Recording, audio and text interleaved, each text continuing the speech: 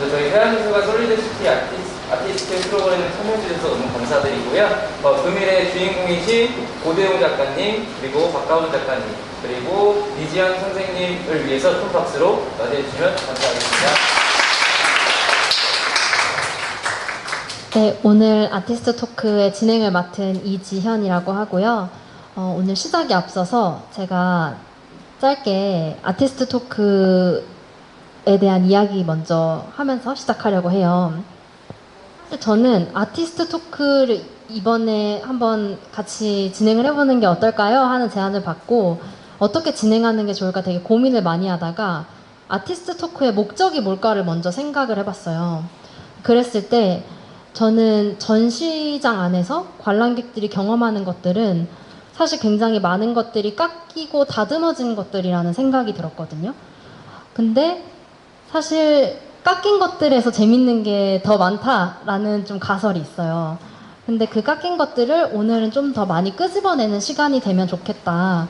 그래서 단순히 여러분들이 관람을 하거나 혹은 설명을 듣거나 하는 것 이상으로 실제로 참여했던 작가분들을 만나서 약간의 날 것 그대로의 이야기도 들어보고 실제로 이 전시 주제를 넘어서 그 밖에 있는 얘기도 들어보면 좀 깎여진 재밌는 것들을 다시 조합해 볼 수 있지 않을까라는 생각이 좀 들었고 이렇게 우리가 좀 잘려져 나간 재밌는 것들을 다시 조합하기 위해서 어떻게 진행하면 좋을까 다시 돌아왔을 때 오늘 크게 제가 두 가지의 구성을 좀 해봤어요.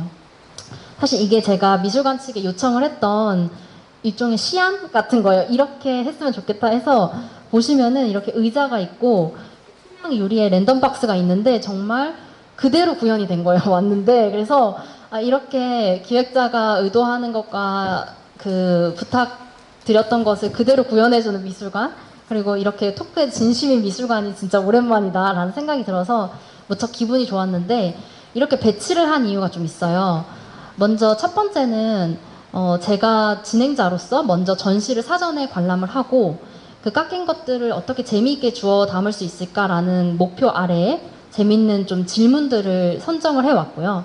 그 질문들을 1부에서 나눌 예정이에요. 그 동안에 여러분들은 아마 여러분들만의 질문이 떠오를 것 같아요. 근데 우리가 마이크를 잡고 질문하거나 하기 조금 쑥스러울 수도 있잖아요. 그래서 오늘 제가 이렇게 카드를 준비했어요. 그래서 이 카드가 두 가지 색깔이 있는데 하얀색은 박가범 작가님에게 드리는 질문 그리고 남색이 고대용 작가님에게 드리는 질문 해서 하나하나씩 드릴 거거든요. 1부에 약간 연결이? 네. 1부에 여러분들이 토크를 들으시면서 들었던 생각을 여기 하나씩 적어주시면 돼요. 아마 시간이 충분하실 거예요. 30분 정도 토크를 할 거니까 마지막에 우리가 쉬는 시간에 저기 안에 박스에다가 넣을 거고 그걸 좀 재밌게 게임 요소를 넣어봤어요. 이렇게 랜덤으로 섞어서 작가님께서 직접 하나를 랜덤에서 뽑아서 읽는 그래서 저희가 마지막에는 좀 가장 재미있는 질문 하나를 뽑아서 드리는 상품도 준비를 했어요. 그게 이번 전시의 도록이에요. 그래서 도록 한 권씩을 드릴 거고 또 모든 분들에게 선물을 드리고 싶어서 제가 현재 널 위한 문화예술이라고 하는 콘텐츠 스타트업에서 일을 하고 있는데 이곳에서 또 굿즈를 준비해 왔어요. 그래서 모두에게 드릴 수 있는 선물도 있으니까 끝까지 참여해 주셨으면 좋겠습니다. 네, 그러면 오늘 우리 떨어져 나간 재밌는 조각들을 주우러 한번 출발을 해보도록 할게요. 오늘 한 분 한 분씩 작가님 두 분 소개를 한번 부탁드리겠습니다. 네, 안녕하세요. 저는 고대웅이라고 하고요. 전공은 노가다인 조소를 전공을 했습니다. 그리고 2016년부터 을지로에서 지역 민으로서 혹은 예술가로서 제가 어떤 역할들을 할 수 있을지를 좀 고민하면서 여러저러한 활동들을 해왔고요. 그러다가 이제 작년부터 을지예술센터라는 전시 공간이면서 혹은 이제 기획하고 연구할 수 있는 공간이 생기게 됐어요. 그래서 그곳에서 이제 PD 역할을 해오고 있습니다. 네, 오늘 이렇게 뵙게 돼서 반갑습니다.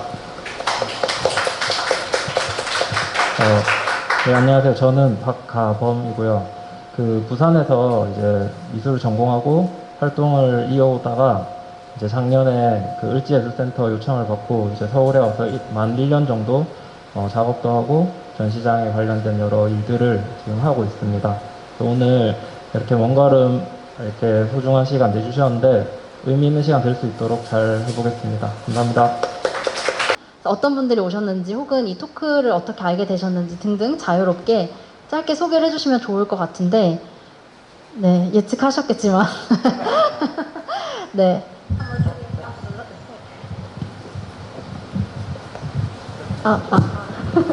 안녕하세요. 저는 서울에서 그냥 대학생이고요. 이거는 제가 예술에 관심이 많아서 여러 가지 미술관이나 아니면 이런 인스타그램 팔로우를 하고 있는데 거기서 이제 알게 돼서 신청을 하게 됐어요. 원래 대기였는데 운 좋게 들어오게 돼가지고 네, 감사합니다.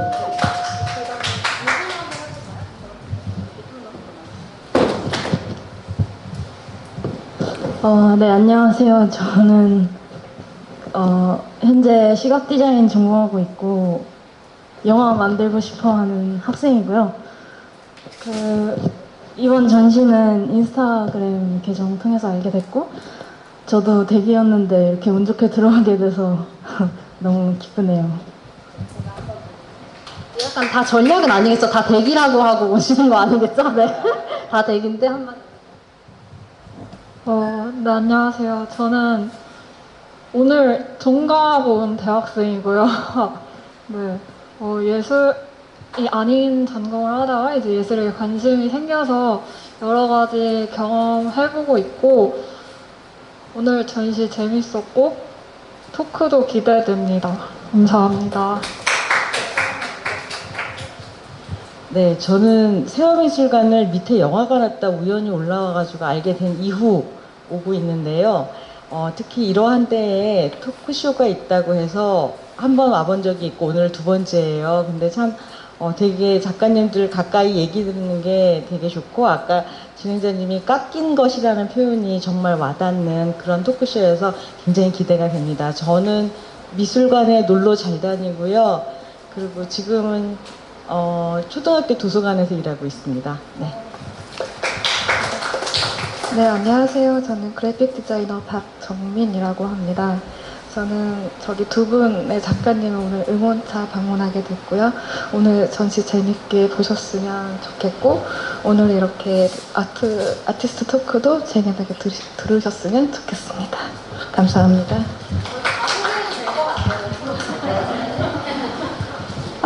네. 안녕하세요. 저는 대학원에서 예술학을 전공하고 있고요. 개인적으로 지난번에 팬텀시티 전시를 재밌게 봐서 이번 전시를 보러 오려고 하다가 지연님 인스타에서 아티스트 토크 신청 링크를 보고 네, 신청을 하게 되었고요. 을지예술센터 전시도 지난번에 되게 재밌게 봤는데 오늘 토크 기대하겠습니다. 감사합니다. 안녕하세요. 저는 고등학교 2학년 실용음악 입시하고 있는 사람이고요. 지연님 인스타그램으로 봤습니다. 네, 잘 부탁드립니다. 안녕하세요. 저는 레고 보릭으로 조형을 만드는 작가고요. 네, 인스타 보고 오늘 자리 참석하게 됐고 제가 조금 늦게 와서 전시를 제대로 본 상태에서 지금 토크에 임하는데 혹시 좀 이따가 만약에 제가 얘기할 때 이상한 소리 하더라도 조금 양해를 해주시면 감사하겠습니다. 네, 안녕하세요. 저는 식품 MD로 일하는 직장인 윤아영이고요. 오늘 반차 내고 여기 왔습니다. 지연님 인스타 보고서 신청을 했고요. 지금 약간 일방적으로 내적 친밀감을 느끼고 있습니다. 오늘 작가님들이랑 많은 얘기 듣고 네, 이야기 나눴으면 좋겠습니다. 감사합니다. 안녕하세요. 알바하고 있는 장도현입니다. 네, 그리고 친구 따라서 놀러 왔습니다. 안녕하세요. 회화 작품 활동하고 있는 배성용이라고 합니다. 같은 작업실에서 같이 활동하고 있는 작가분 따라서 구경 왔습니다. 잘 부탁드립니다. 안녕하세요. 아트샵 일하고 있는 박슬기이고요. 작업하고 있고 을지로에 관심 많아서 아티스트 토크 참여하게 되었습니다. 감사합니다. 안녕하세요. 저는 지금 미술사학을 공부하고 있는 대학생이고요. 지연님 너무 팬이어가지고 인스타 보고 왔고, 그리고 고대용 PD님도 작년에 LG 판타지아에서 알게 돼가지고 오늘 너무 기대하고 네, 이렇게 오게 됐습니다. 감사합니다. 네, 안녕하세요. 저는 회화 전공하고 작업 계속 하고 싶은 대학생이고요. 작가님들 얘기 듣고 싶어서 아티스트 토크 신청했습니다. 네, 감사합니다. 안녕하세요. 저도 미술 공부하는 학생이고요. 아티스트 토크 궁금하고 도시 관련으로 작업하시는 작가님들 얘기 궁금해서 왔습니다. 네, 안녕하세요. 영화 촬영 공부하고 있는 20살이고, 영화를 하려면 다양한 예술을 알아야 될 것 같아서 신청하게 됐습니다. 감사합니다. 안녕하세요. 저는 철학 전공하고 이제 현대미술이론대학원 준비하고 있는 학생이고요. 이런 자리는 처음인데 인스타 보다가 딱 게시물이 마침 1분 전에 떴길래 바로 신청했습니다. 감사합니다. 네, 안녕하세요. 저는 이제 다음 달부터 광명 업사이클링 아트센터에서 이제 기획자로 일을 하게 됐는데, 그래서 관련 전시들을 찾아보는 와중에 오게 됐고요.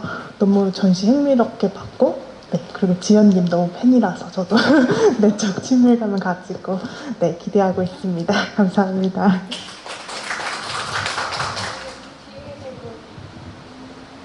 먼저 할까요? 네. 안녕하세요. 저는 서울 옥션에서 일을 하고 있고 요즘에는 핫한 NFT 사업을 담당하고 있는 유지연이라고 합니다. 박가범 작가님 팬이고 고대웅 작가님도 잘 건너 알고 있고 사실 지연님도 제가 많이 좋아하고 있습니다. 반갑습니다.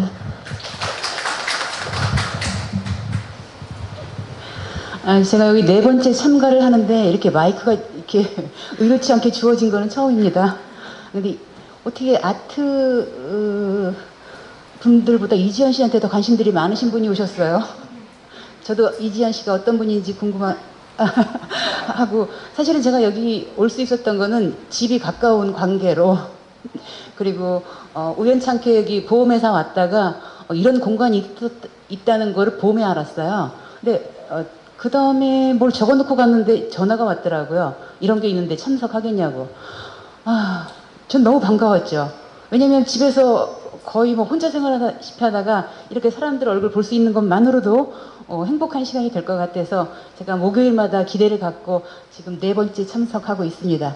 저도 아티스트들과 그 토크를 한다는 게 굉장히 생소하고 궁금하기도 하고, 그리고 사실 저런 작품들이 도대체 어떤 의도로 어떤 기획을 가지고 했는지 정말 궁금합니다. 한번 다들 기대를 하신다는데 전 별로 기대하지 않습니다. 왜냐하면 제가 잘 모르는 분야고 또 이렇게 너무 준비 없이 와가지고 하여튼 재밌게 듣겠습니다. 네, 안녕하세요. 저는 예술과 무관하게 IT 업계에서 좀 딱딱한 업계에서 일을 하고 있어서 좀 말랑말랑하게 살고자 미술관을 억지로 다니고 있는 사람이고요. 지난번에 광주 비엔날레 갔다가 재밌어서 이번 전시도 좀 찾아보다가 오게 되었습니다. 네, 반갑습니다. 그래도 마지막으로 소개 한번 하고. 안녕하세요. 제가 늦게 와서 저도 전시를 못 봐서 다 캐치업할 수 있을지 모르겠지만 저는 건축이랑 미술 기획 일을 하고 있습니다.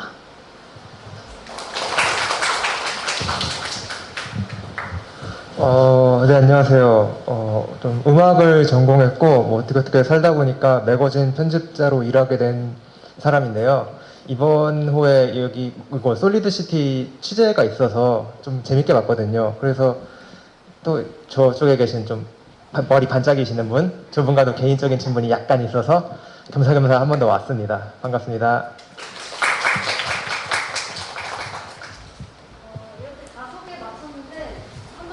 얘기하고 나면 분위기도 많이 풀리고 또 가끔은 이런 거 끝나고 나서 이렇게 참여자분들끼리도 명함을 교환하는 막 일도 생기고 그래요.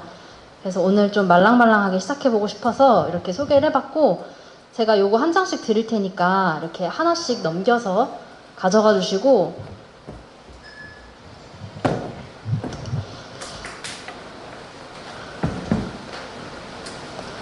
아까 설명드렸듯이 하얀색이 박가범 작가님, 그리고 남색이 고대용 작가님입니다. 그래서 일부 토크 하는 동안에 하나씩 적어서 뭐 나는 빨리 제출하고 싶다 하면 중간에 가셔서 제출하셔도 되고, 그리고 입으로 넘어가는 때 또 제출하셔도 될 것 같아요.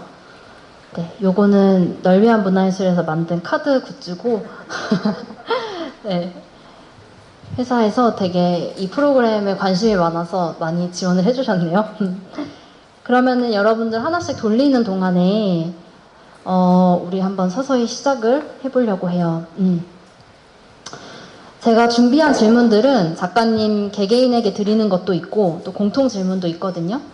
그래서 한번 오늘 여러분들 도슨트 들을 때 보면 고대용 작가님 작품을 가장 먼저 만났잖아요. 두 분 중에서는. 그때 아마 설명을 떠올려 보면 도슨트님께서 딱 첫 번째 단어가 사회적 역할이었어요. 그래서 그걸로 한번 출발해 보려고 하거든요.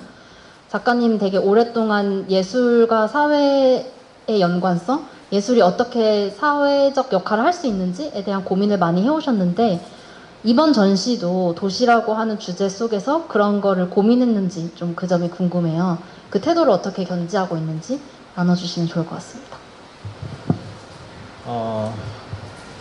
네, 예상치 못한 어려운 질문으로 이제 시작을 하게 됐네요. 제 경우에는 저는 오랫동안 이제 미술이라는 거를 훈련을 많이 했어요. 제가 그림을 잘 그리거나 잘 만들어내는 것을 어려서부터 계속 스스로 훈련을 해왔던 사람이었고, 그렇게 해서 이제 미술대학까지 진학을 하게 됐는데, 졸업할 때가 되니까 제가 작업을 하는 건 너무 즐거운 일인 거예요. 그래서 작업을 시작하고 기획하고 마무리 짓는 그 과정이 저한테는 굉장히 행복한 과정인데, 그 과정을 거치고 나서 이제 저를 떠나서 그 작품이 어디엔가 전시가 되거나 설치가 됐을 때 그것이 어떻게 작동할지, 근데 그게 진짜 작동하는지에 대한 의문을 좀 많이 갖고 있었습니다. 그리고 그때 당시가 한참 4차 산업혁명이 이제 막 시작이 된다, 사회가 많이 바뀔 거다라는 얘기가 많이 대두가 됐었고, 그러면서 이제 꼭 그 뉴스 끝자락에 나오는 거예요. 예술이라는 건 없어지지 않을 거다. 예술가라는 직업은 다른 직업들이 많이 없어지더라도, 뭐 약사나 이런 직업들이 많이 없어지더라도 존속될 것이다 라는 이야기가 나오는데, 그것이 되게 그냥 슬로건 같이 느껴졌어요. 실제로 미술관에 가보면 오늘 이렇게 많이 와주셨지만 굉장히 비어있고, 그 작품을 이렇게 관람을 하는 건지 아니면 인증샷을 찍는 것이 목적인 건지 좀 의문스러운 순간들도 많이 있었거든요. 그래서 그러다가 이제 예술 교육을 좀 공부해야겠다라는 생각을 하게 됐습니다. 그래서 첫 개인전은 지금은 이제 을지로에서 이러저러 만든 것들이 전시가 됐지만, 그 예술가와 일반 예술 전공하지 않는 사람이 만났을 때 어떤 시너지가 나는지, 서로 어떤 작용을 주고받는지를 가지고 좀 살펴보는 작업을 했었어요. 그 작업을 통해서 저는 제가 이거를 계속 해도 되겠다, 이게 정말 작동한다라는 하나의 절 위한 데이터를 얻게 됐고 증거를 얻게 됐고, 이제 그것의 일환으로 교육을 조금 더 공부하게 되면서 타이밍이 잘 맞물렸습니다. 그때 예술 교육을 이제 석사를 진입했을 때 을지로에 작업실이 생기게 됐고, 그러면 이전까지 내가 좋아서 했던 작업 외에 예술이 이 사회 속에서 어떤 기능을 할 수 있을지에 대해서 좀 연구하고 공부하면서 실험을 해보면 좋겠다 이 생각을 하게 돼서 2016년 이후로 좀 작업을 시작을 하게 됐었고요. 그렇게 되면 좀 자연스럽게 제 작업실에서 저와 작품의 관계로서 작업이 이루어지는 것이 아니고, 문 밖에 있는 사람들, 그리고 거리로 오가는 사람들, 혹은 그 골목에 켜켜이 쌓여있는 역사적인 사건들과 시간들과 이렇게 만나는 과정들이 있었던 것 같아요. 그러면서 제가 발견하고 실행하고 때로는 실패하기도 하고 때로는 성취도 얻으면서 지난 6년 정도의 시간을 보내게 됐었는데요.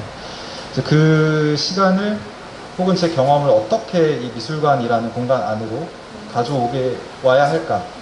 그러니까 여기서 을지로를 다들 을지로가 사실 되게 긴 길이거든요. 시청부터 DDP까지가 을지로인데 제가 좀 집중하는 을지로는 산가랑 사가 사이에 있는 을지로예요. 혹시 가보신 분 있으실까요?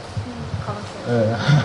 굉장히 오래된 원도심이 있고 제가 작업실로 썼던 건물은 60년대 건물이고 바로 창문을 열고 맞은편에 보여지는 건물이 20년대 건물이거든요.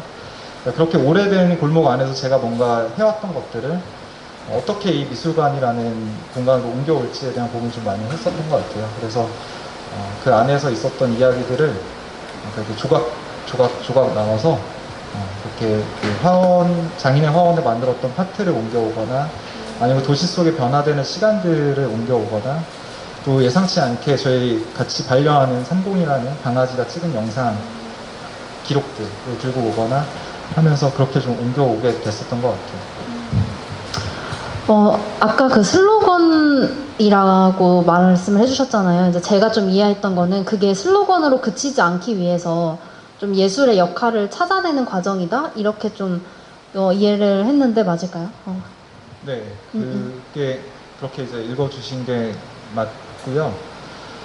그래서 그 박제처럼 있는 예술이 아니고 그것이 기능한다면 어떻게 기능할 수 있고 형태를 취한다면 어떻게 취할 수 있을지에 대한 실험들을 좀 계속 해왔던 것 같습니다. 그래서 식물 조경하시는 분들이랑도 만나서 작업을 해보기도 하고 또 사학자들하고 만나서 지역에 대한 얘기를 해보기도 하고 또 도시를 다루는 이제 도시 기획을 하거나 그런 전략을 짜는 분들이랑도 만나고 해서 하게 됐던 것 같아요. 그래서 그 사이에 제가 좀 재밌었던 거는 교육을 담당하는 사람이건 도시를 담당하는 사람이건 조경을 담당하는 사람이건 그 사이에 예술가라는 포지션 혹은 그런 정체성을 가진 사람이 다 껴들어갈 수 있더라고요. 그래서 이건 좀 번외지만 중구청에서 서울형 혁신교육위원장 그리고 녹색친화위원, 자문위원 이런 것들로 구청 공무원들은 저를 불렀었어요. 그러니까 그 전혀 달라 보이는 부서들 혹은 그런 행정적인 절차들 혹은 이제 장르 부분 사이에서 예술가라는 정체성을 가지고 그 안에서 역할들을 다 할 수 있고 그것들이 실제로 저뿐만 아니라 같이 했던 동료들이 그 사이에 들어감으로써 행정의 결과들도 혹은 그 지역하고 같이 만들어낼 수 있는 변화들도 좀 다른 지향점을 갖게 됐었거든요. 그래서 그런 지점들 좀 계속 발견하고 저 스스로에게 증명해내는 시간들이었던 것 같아요. 그래서 그런 결과를 이번에 전시로 옮겨왔던 것 같아요. 네, 여기서 막 더 드는 질문들이 있는데 제가 좀 더 박가범 작가님의 질문으로 갔다가 다시 되돌아오도록 하겠습니다. 이 얘기를 듣고 좀 제가 준비한 첫 번째 질문이 아니라 순서를 잠깐 바꾸고 싶었는데 박가범 작가님이 저한테 그 이전에 해주셨던 작업들을 포트폴리오로 보내주셨어요. 근데 그걸 보면 또 찾아보니까 이전에 전시회라고 하는 구조에 대한 그 일종의 비판 같은 문제의식 이런 게 좀 있으셨던 것 같아요. 그게 예를 들어서 이곳에 오기까지는 어쨌든 제도화된 작가들만 선정돼서 올 수 있는 것들일 수도 있고요. 여러 가지 지점들이 있겠죠. 그래서 앞서 고대영 작가님은 이게 어떻게 미술관으로 박제해서 올 수 있을 것인가 라는 그 질문을 던지셨다면 박가원 작가님은 이 박제된 것에 대한 의문점도 있으셨을 것 같아요. 혹시 어떤 것들이 있는지 궁금해요. 네.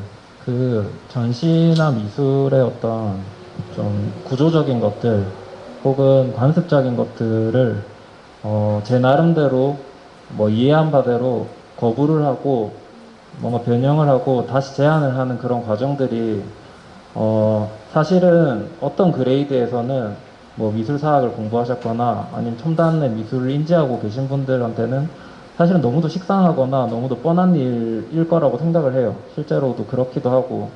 그러면은 예를 들어서 그런 구조나 규범을 비트는 어떤 행위들이 나에게 의미가 있기 때문에 하는 것인가 하면은 그것이 전부일 수는 없는 것 같거든요.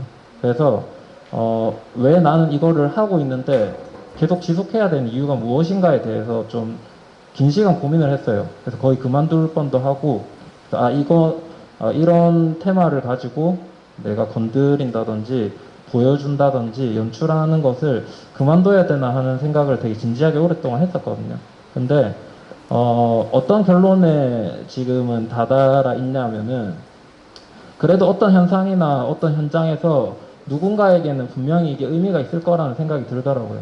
제가 모든 미술을 커버할 수도 없고 또 제안할 수도 없고, 근데 내가 제안할 수 있고 내가 보여줄 수 있는 그 부분에 대해서만큼은 어떤 사람들은 되게 감상의 폭이 넓어지더라고요. 그래서 그 넓어진 감상의 폭이 다시 저한테 어떤 반응이나 피드백으로 오면은 사실 그것이 조금 리워드 같이 느껴졌었어요.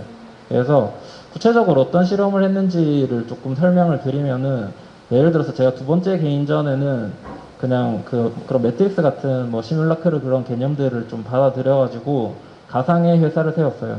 그래서 전시장 안에 있는 모든 작품이나 오브제나 설치나 영상이나 뭐 사진 퍼포먼스 전부 다 어떤 기업이 만들어낸 산물인 것처럼 생산품인 것처럼 그렇게 미술관에서 연출을 했었거든요.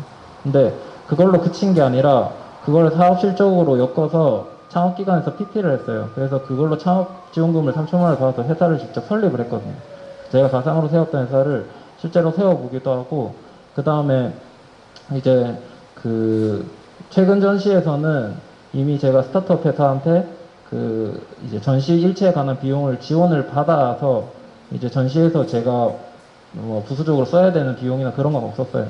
그래서 오는 관객들이 자신이 직접 가지고 가고 싶은 부분을 할당을 해서 작품을 미리 태깅을 해 놓으면은 그것을 다시 가지고 갈 수 있는 구조로 만들어서, 그래서 이제 그 작품 가격을 A3 사이즈에 10,000원이라고 설정했는데 사실 금액을 설정할 필요는 없었는데 관객들이 그 작품을 그래도 조금이라도 더 소중히 여겨줬으면 하는 마음에서 그렇게 이제 책정을 하고, 작품이 전체적으로 공간 안에 다 패킹이 되어 있었는데 자기가 원하는 공간에 다 이렇게 선정을 하고, 전시가 끝나고 나서 그걸 다시 이제 제가 오려놓은 이제 그 작품들을 다시 수령을 해가는 구조들. 그래서 그냥 이 실험들이 어쨌든 그 기조는 있어요. 뭔가 구조적인 거, 규범적인 것들을 제가 인식하고 있는 미술의 언어에서 그 미술의 언어의 문법이 있을 건데 그 문법을 계속 비트는 것들을 제가 이미 선호하고 있고 그대로 나아가려고 하는 그 시도 위에 서 있는 것 같습니다. 제가 또 추가로 준비해온 질문을 조금 이따가 또 드리도록 할게요. 이 구조적인 거에 대한 지점이 전 되게 흥미로웠는데, 이 질문으로 출발한 이유가 이제 이번 전시에 앞서서 작가님 두 분께서 어떤 것에 주로 관심을 두셨고 또 어떤 문제의식에서 작업을 출발했는지 좀 전해드리기 위함이었는데, 좀 본격적으로 오늘 전시 작품으로 좀 들어가면 좋을 것 같아요. 고대영 작가님에게 드리는 질문인데, 여러분들도 아까 도슨트를 상상하면서 처음 들어갔을 때 그 상공의 영상도 나오고 오른쪽에는 또 이런 그 히스토리가 담겨져 있는 좀 아카이브 같은 것도 있었어요. 작가님께서 을지로의 터를 잡고 작업을 하시면서 많은 공장 종사자분들과 협업을 해오셨잖아요. 아마 이번 전시도 그런 협업의 결과물도 꽤 있었을 것 같은데, 근데 이게 다른 협업자와 다르게 을지로의 공장 장인들이 실제로 장인인 경우가 좀 많은 것 같아요. 근데 또 이 장인이 되게 예술가의 지점과 맞닿아 있는 것도 있거든요. 그래서 그 아티스트의 협업 혹은 기획자와 작가의 협업과는 또 다른 그 흥미로운 지점들이 있었을 것 같은데, 혹시 좀 에피소드 같은 거 소개를 해주실 수 있을까요? 협업에 대한 에피소드를 좀 말씀드리기에 앞서서 일단 일상적인 에피소드를 좀 하나 먼저 말씀을 드리면, 제가 처음에 을지로, 그중에 산림동이라는 작은 철공소 골목에 이제 입주를 하게 됐던 게 2016년이었거든요. 그때 이제 동네 분위기가 어땠냐면, 재개발이 진행이 되다가 무산이 된 거예요. 그러니까 많은 분들이 나가셨었고, 이제 일자리를 잃으시거나 이제 생업의 터전을 잃으신 분들도 계시고, 좀 동네가 되게 흉흉했던 상황이었습니다. 이제 그러다가 이제 대학을 졸업한 지 얼마 안 된, 사회 물정 모르는, 심지어 자기들이 전혀 일상생활하면서 골목에 주민으로서 혹은 이웃으로서 그러니까 그 클라이언트로는 가끔 오지만 만날 수 없었던 예술을 업으로 삼고 있는 꼬마애가 온 거예요. 그때는 머리도 있었거든요. 네. 그래서 네. 이제 저희 공간이 이제 새로 생겼으니까 이제 간판을 달고 싶은 거죠. 그래서 이제 볼트를 사러 간 적이 있어요. 네. 볼트를 사러 갔는데 거긴 다 도매집인데 세상 물정 모르니까 볼트 앙카 볼트 5개만 주세요 라고 얘기를 한 거예요. 이제 그때부터 육두 문자가 날아오기 시작하고 엄청 혼났죠. 근데 알고 보니까 그때 저를 혼내셨던 사장님은 심지어 그 볼트집 사장님도 아니고 옆집에 유리집 하는 사장님이셨어요. 그래서 볼트집 사장님은 황급히 이제 들어오면서 왜 손님한테 화를 내고 있냐, 남의 손님 떨어지게 라고 얘기를 하는데 볼트 5개 산다는 애가 무슨 손님이냐고 하면서 더 화를 내셨어요. 근데 지금은 되게 좀 막역해지고 이제 작업도 많이 같이 하시는 사장님이 됐는데, 그래서 한번 여쭤봤어요. 그때 왜 이렇게 화를 내셨는지 여쭤보니까 자기 딸이 고2인데 갑자기 어느 날 오더니 미술을 해야겠다라고 하더래요. 너무 화가 나서 있는 상황인데 옆집에 예술가가 왔는데 그 친구가 심지어 볼트, 도매집에 와서 볼트 5개를 요구하는 그 상황이 네, 좀 화가 나셨나 봐요. 그래서 그런 식의 갈등에서부터 이제 관계가 시작이 됐고요. 근데 사장님들께서 그 유리집 사장님도 고등학생 때부터 이제 그곳에서 일을 하셨고, 그 형님은 중학교 때 이제 서울에 올라와서 학교를 다니지 않고 이제 바로 업에 종사하신 분들이에요. 그래서 굉장히 그 지역에서 활동하신 지가 오래됐고 자기 업에 대한 프라이드가 굉장히 있으신 분들이 많이 계시거든요.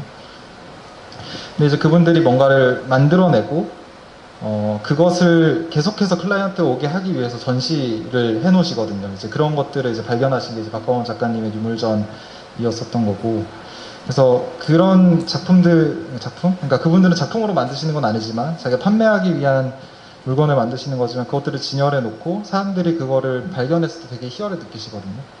그래서 그런 지점들이 어떠한 작업을 하는 입장과 일부 좀 닿아 있는 지점들이 있는 것 같고, 또 작업을 하는 제 개인의 입장에서 그곳에 이제 장인분들을 대할 때 좋은 점은, 여기 미대 다니시는 분들도 계시고 한데 학교에 가면은 작업실, 공작실이라는 좋은 시설이 있잖아요. 거기 가면은 이제 조교분들이 관리도 해주시고 많은 공부를 쓸 수 있고 한데, 세상에 대학을 졸업하고 딱 나와 보니까 제가 대학원을 가지 않으면 그런 작업실을 가질 수 없는 거예요. 자본도 없고 아무런 게 없는 거죠. 근데 을지로에 가니까 좋은 점이 제 작업실은 10여 평 정도인데 문 밖으로 나오면은 한 동네가 다 작업실이 되어주는 거죠. 그리고 40년 동안 관리가 잘 된 기계들, 40년 동안 숙련된 기술자들 딱 계시고 골목 다니면서 인사 잘하고, 날 더울 때 바카스 한 명씩 서로 나누면 무료로 클라이언트 그 상담을 다 해주세요. 어떻게 제작해야 될지, 그리고 어떻게 하면 단가를 낮출 수 있는지, 이런 것들을 다 해주시는 관계가 형성이 되는 거. 이제 그런 것들이 예술을 이제 업으로 삼고자 하는 예술가의 포지션을 정체성을 갖고 있는 사람이 지역에 있으면서 장인들, 그러니까 뭔가 손기술이 좋은 그분들을 만나면서 얻을 수 있는 최대 이점이었던 것 같습니다. 그냥 을지로가 예술가들에게는 그 자체로 흥미로운 공간이고 이점이 굉장히 많은 공간이다라는 생각이 들고, 저도 되게 공감했던 게, 저도 학부 때 회화를 부전공했는데 그때 을지로 가서 제가 이런 작업하고 싶다라고 그 학교에 어떤 광장이 있었는데 거기에 제가 임의적으로 이런 의자 같은 거를 만드는 작업이었는데, 그 재료 말고 이 재료로 하면 좋을 것 같은데 하면서 추천해줘가지고 했는데, 그게 왜 그러냐 봤더니 제가 처음에 설정한 그게 되게 몸에 안 좋다라고 하더라고요. 그러니까 그런 지식까지도 다 알고 계시고 이거를 위해서 할 수 있는 어드바이스를 막 해주시는 걸 보고, 되게 이 동네가 예술가들에게 최적화된 곳일 수 있겠다라는 생각을 좀 해서 되게 와닿았었어요. 아까 잠깐 고대영 작가님의 작업을 멘션을 해주셨는데, 이번에 박가범 작가님의 작업, 박가범 작가님의 작업이 이제 고대영 작가님의 작품을 거쳐가서 좀 어둡게 나왔잖아요. 근데 그 작업을 보면서 저는 되게 큐레이터의 역할 같다라는 생각도 좀 들었어요. 왜냐하면 작가님께서 이제 을지로에 오신 지 한 3개월, 그러니까 어떻게 보면 새로운 시선으로 채집한 것들. 근데 그 중에서도 을지로에서 발견할 수 있는 게 2가지의 종류인 것 같은데, 장인들이 만들어내는 것과 장인들이 쓰는 물건인데 오히려 이 후자에 집중을 해주신 것 같아요. 그래서 그것들을 몇 개 가져와서 정말 이 좌대 위에다가 마치 약간 고고학처럼 성스럽게 올려놓은 느낌도 들고, 조명이 있다 보니까. 그래서 그거를 큐레이션 했다라는 느낌이 들었어요. 근데 작가님이 인터뷰를 찾아보니까 실제로 이번 전시가 작가가 없는 전시회다 이렇게도 얘기를 해주셨거든요.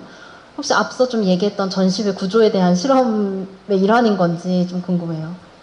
어느 정도는 좀 그런 부분에 대한 그 연결이 있는 것 같습니다. 그래서 일단은 저기 전시품들을 어떻게 섭외를 했냐면은 이제 기획자님 말씀해주신 대로 그 인면에 이제 철공소 입구에 쌓아놓은 견본품들이 있어요. 근데 그건 이제 을지로 이제 이제 기술자분들이 나는 이런 거 만들 수 있고 이런 기술을 다뤄 하는 것들이 있고 실제로 판매하는 게 아니고요.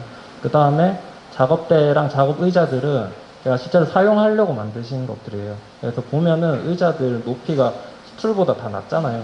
그래서 을지로 건물들이 다 오래되고 또 장비들이 다 이제 바닥에 있다 보니까는 이제 그 작업이 가능한 레벨로 이제 앉기 위해서 그렇게 스툴이 다 디자인이 되어 있고, 그 다음에 기성품들을 다리를 커팅을 해서 이제 쓰시는 분들도 있었는데 그런 것들 말고 이제 직접 다 만드신 것들로 이제 제가 섭외를 했는데 그 작품을 섭외하는 과정도 꽤 그냥 나름대로 저도 좀 그런 에피소드 같은 게 있었던 게 그 제가 예를 들어서 전시를 위해서 실제로는 거기 전시가 되고 있었던 것들이죠. 저는 전시장이라는 이 공간으로 제가 그냥 스위칭을 한 것이고, 근데 이제 그것들을 섭외하는 과정에서 기술자분들이 직접 쓰시던 작업 의자 같은 경우에는 제가 전시를 위해서 섭외를 하는 순간 쓸 수가 없게 되잖아요. 그래서 섭외가 불가능한 경우도 있었고, 혹은 그 폭이 너무 컸던 게 너무 이렇게 쿨하게 내주시는 분들도 있었거든요. 저는 재밌었던 게 작가들은 그 작품에 대한 어떤 그 뭔가 애정이나 상념 같은 게 들어갈 수밖에 없잖아요. 거의 동일시 되는 분들도 있고. 근데 그런 정념이 아예 존재하지 않으시는 거예요. 그래서 저는 전시를 위해서 이게 필요하다라고 말씀을 드렸는데 이런 형태의 전시일 거라고는 사실 생각을 못 하셨던 것 같고, 그냥 일반적인 어떤 생활사 박물관의 박물 전시로 인식을 하시고 되게 염가에 거의 다 내주셨거든요. 좀 재밌었던 게 저는 너무 즐거운 거죠. 제 미감 안에서는 이 기능이 극대화된 것들 안에서도 너무 그 아름답게 느껴지는 그런 심미적인 어떤 부분들이 달성이 되니까 너무 기분이 좋아가지고 그 옆에 있는 식당에 가서 이제 의자를 섭외를 해서 이제 옆에 챙겨놓고 밥을 먹고 나오니까 완전히 똑같은 걸 만들어서 바로 쓰고 계시더라고요.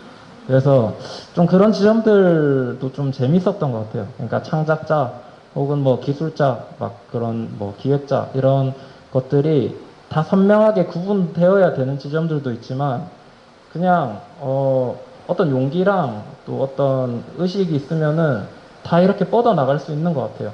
그래서 그 기획자님도 말씀해 주셨듯이 어떤 큐레이션이 뭔가 달성이 되게끔 했던 거는 그냥 제가 어떤 개념 설정이나 뭐 전시에 대한 설계도 있었겠지만은 결국 저 연출이라든지 그 제가 그냥 이때까지 뭔가 작업이든 어떤 활동을 영위하면서 그 겪었던 수많은 것들을 세세하게 조금 반영하려고 노력을 했거든요.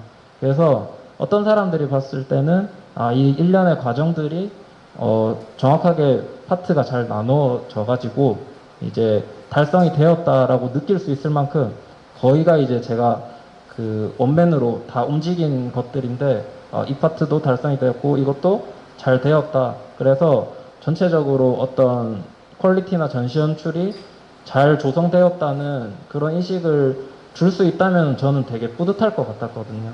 그래서 그런 부분에서 이제 그 아까 전에 말씀해 주셨던 어떤 구조적인 것과 뭐 뭔가 그런 것들과는 아까 또 제가 말씀드렸던 대로 원래 전시가 되고 있었던 것을 전시장이라고 명명된 곳으로 옮겨온 지점들이나 그 다음에 그 뉴물이라고 했던 것도 뭔가 새롭게 보자 이런 것보다는 사실 우리가 100년 뒤에 1000년 뒤에 무엇을 박물관에 둘 것인가를 우리가 알 수 없다는 이야기를 좀 하고 싶었거든요. 그래서 지금 저것이 설정된 가치는 그냥 작업대고 작업의자고 기술자분들은 어떤 정념도 없어서 그냥 뭐 있어도 되고 없어도 되고 단순히 필요에 의해서 만든 것들을 제가 정확하게 재단한 어떤 그 좌대 위에다가 올리고 그 다음에 양감으로 그러니까 창작자들의 어떤 크레딧을 그러니까 그걸 만든 기술자분들의 크레딧을 다 삭제를 하고 코드 번호를 넣었는데 그 코드 번호의 고무 재질도 그 을지로 기술자분이 손으로 다 커팅한 것들이거든요. 그 알파벳들 숫자들을. 그래서 그런 것들이 이제 또 전시에서 잘 쓰이지 않는 저게 이제 철판이라고 사람들이 인식하는데 그 좌대는 고무로 만든 거거든요. 근데 저 재생고무가 원래는 악취가 너무 심해서 이만한 판도 실내에 둘 수가 없어요. 냄새 때문에. 그래서 방향 처리가 된 게 똑같이 생긴 고무판인데 10배가 비싸요. 그래서 그 고무판을 제가 자재를 또 을지로에 섭외를 해가지고 이제 그 0.3mm, 그러니까 3mm씩, 3T씩 다 이제 그 재단을 해서 이제 그 나무판 이제 자대에다가 배접을 하고 그런 것들도 다 제가 이제 컨트롤링을 했었거든요. 그래서 그런 어떤 작은 실험들이 모여서 저 전시로서 이제 어떤 매짐을 해서 연출이 된 것 같습니다. 듣고 보니까 이번 박가범 작가님의 섹션에서의 가장 흥미로운 관람객은 그 주인이 아닐까 싶어요. 실제로 몇 분이 오셨다라고 하는데 그때 반응도 되게 좀 신선했다라는 것도 들었을 때 이렇게 내 물건이 이렇게 미술관에 있구나. 박물관도 아니고 그러니까 동시대의 작품을 다루는 곳에 작가가 이렇게 자대 위에 올려놨구나라고 할 때 그 감정도 좀 상상하게 돼서 네, 재미있는 답변이었습니다. 다음 질문은 제가 이 전시 도록을 미리 좀 읽어봤는데 이 도록 안에 재밌는 인터뷰 내용들이 좀 많았어요. 그 중에서도 우리 오늘 전시의 주제가 도시잖아요.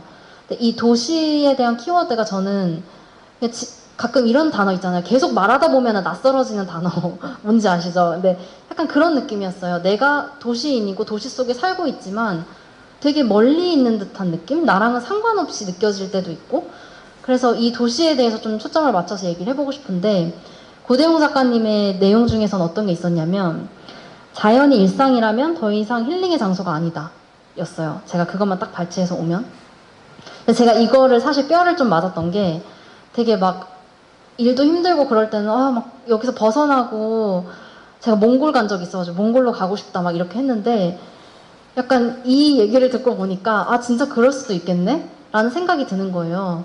그래서 여기에서 뭔가 작가님께서 도시를 어떻게 상정하고 있는지 그리고 도시의 좀 반대의 지점으로 자연을 설정하고 있는지 혹은 이 도시 안에서의 자연을 생각하고 계시는지 이런 다양한 답변들이 나올 수 있을 것 같아서 좀 열린 질문을 드리고 싶어요.